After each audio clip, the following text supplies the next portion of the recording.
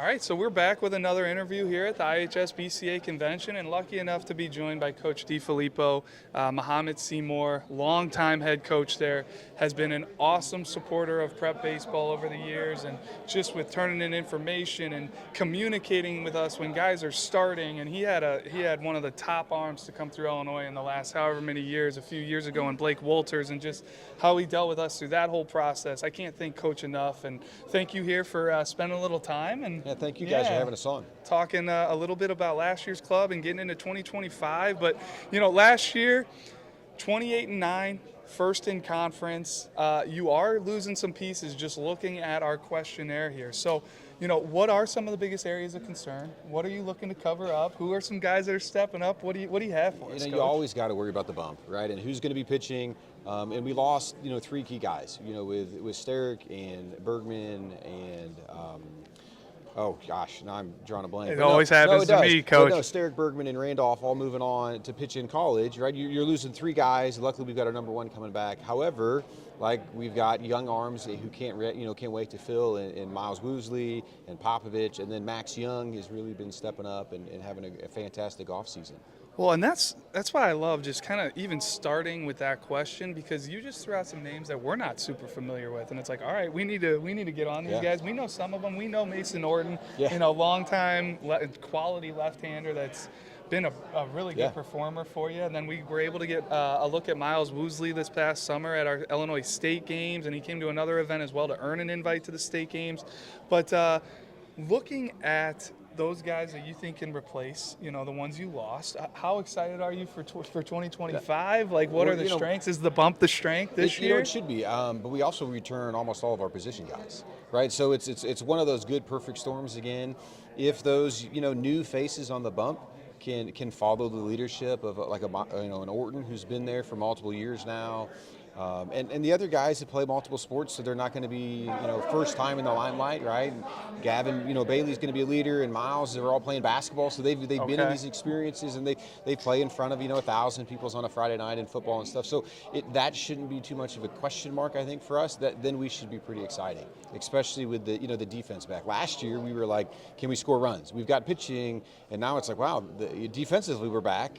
Now can we make sure we don't have to win a 1-0 ball game? Yeah. So. Well, what I love about all those multi-sport, players, and you're not the only school that relies on multi-sport guys, but they tend to be really good competitors. You got guys playing football, basketball. Yep. They're not afraid to work. Their whole life basically of high school is going from one sport to another, getting no off time, and I love that. And I also think whenever they do focus just on baseball, look out, because they've been playing 3 sports their whole life, 2 sports their whole life, and who knows what the ceiling is. And we mentioned Miles Woosley just kind of talking off air here, and he's a basketball player and kind of just maybe now coming into his own from what we've seen.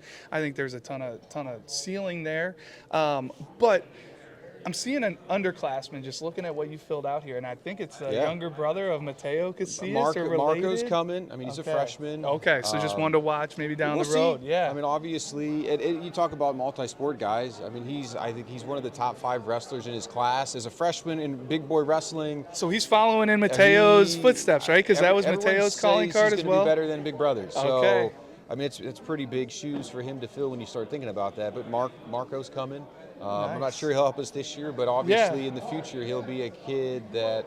Are there any other young guys you want to call out? And I get it, maybe, it's January. We're sitting here at the convention. You got to go through practice. You got to go through the beginning of the season. But guys you're excited about maybe impacting the program down the road. Max Young, going to be a junior. We gave him a couple outings last year. Actually, we threw him out there against St. Anthony, who wins the 2A state championship. Pitched phenomenal. I mean, we lose the game, sophomore throwing. I think we get beat 6-2, 5-2, something like that. But he pitched phenomenal. I mean, and when he comes out, I think it's like a 2-2 ball game. Okay. He really kept us in. He keeps developing. He's getting stronger. Obviously, we've got a kid named Popovich, another left-handed pitcher. Kind of reminds me a lot like Orton, who's just a competitor, kind of mean and nasty at times. But and you're going to have that. Give me the ball. I want an opportunity to get on the bump. So really, really exciting about those new fresh arms that are joining us. And then you got Orton and Miles, who are really going to kind of lead the off or defense there trying to shut other guys down. Yeah, no, perfect. Being down there in Central Illinois, who are some squads that, maybe in your conference or that some that you play non-conference that last year you looked at them, maybe they were young, that you're like, hey, this is a team to watch this year? Because we always love asking that question because we learned something from that question. I appreciate it. Our conference is, I think, extremely tough.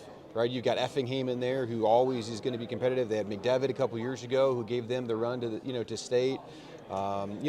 This could shock some people. I think Taylorville, and they've got 2 young guys. Their catcher was an absolute beast last year as a freshman. Max Green, I believe, if that's who you're talking about. Yeah. Phenomenal catcher. They've got another pitcher who's a young kid who I think they're going to compete. Right, they're going to keep themselves in ball games, especially when you see that type of talent. However, Mount Zion is going to be a beast. You got the Driscoll kid. They had Tay move over from St. Thomas More to join them at Mount Zion.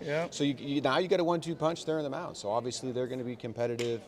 So once again, I think the Apollo is just as tough as just about anybody down south, and we enjoy it. Well, I love that call out because, I feel like that's like one of the things we try to get out of these podcasts is we're trying to learn. We're trying to learn the whole state. Who do we need to see? Where do we need to be? Taylorville having these young guys. Hey, maybe we need to see them match up against, Miles Woosley of Mahomet-Seymour or, Young, who you're talking about, and all these guys. But, Pete, do you have anything else for Coach here? Yeah, just looking at your schedule here, we got a couple games that we're probably going to have to go see. We got Glenwood on here and U-High. Any other ones that you're really excited for? Or you can talk about those if you want. St. Anthony, right? And we try to schedule it as tough as we can get. Obviously, our conference plays Saturdays only, so it makes it a little bit harder to find some stuff midweek. We pick up U-High on a Monday right after some conference games, so you don't always see number ones going at it, but it's still 2 good offenses trying to play. And obviously, Steve Paxton's a Hall of Famer tonight or tomorrow night, so anytime we get to see them. And we're old conference rivals when we used to be in the same conference, right? Chatham is Chatham, right? Like perennial power, year in and year out, 30 years. And it was one of the teams that, when I took over and started building our program, it's like, okay, what is Chatham doing? Like, why have they been so successful? From one coach and now obviously a new coach, and he just keeps the ball rolling. They played for state championship, 3 years ago?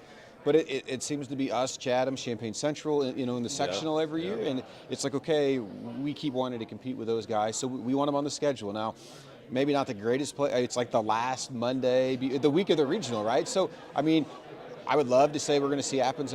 We're not. Like, I would be shocked if we do see him that day, but maybe we will. And obviously we can see him before the sectional, right? Like, that's our goal, right? We want to see him once. Well, and just in general, talking about Glenwood, like, they're such a good squad. They've got other arms, too. They have a righty coming up, Dylan Huff, that we're extremely high on. I think saw him last year. There you go. So, no, and anyway, even if Appenzeller comes out and throws 1 inning like a bullpen day or something, just to see that. Just to see him, yeah, I agree. Exactly. So, no, and I love the coaches. At least from doing this a while, you tend to see the programs that are typically towards the top of their class. You're one of the top 3A programs, year in, year out, especially recently with the talent that's been coming through, but they're not afraid to play people. And that's what I love, is they understand that that's how their team's going to be tested, get ready for the postseason. And, Coach, I just can't thank you enough for jumping on here. We'll be following you all spring. Is there anything else you want to mention that maybe we missed? I would say St. Anthony, right? Okay. They've got their 2 studs are back. Yeah, Faraday's back, and then the sophomore who's going to be a junior. He's back. So you want another really good early season test. We're going to play them. I think it's at our place this year, but just another quality team from the southern part of the state. I got to call out as many southern schools as we can. Because Effingham is loaded between Effingham, St. Anthony, and then you've got Teutopolis that's right there. It's a really good little, I think we play all 3 of those in the same 10 days. Well, there you go. So Teutopolis will have some guys. We know 2 or 3 of their arms that are all high quality college arms, and they have a long track record of being really good. Absolutely. Yeah. Well, thanks again, Coach, and enjoy the rest of the weekend here, and good luck in the upcoming spring. Thank you, guys. Yeah. Thank you for having us on. Thanks, Appreciate Coach. it. Thank you.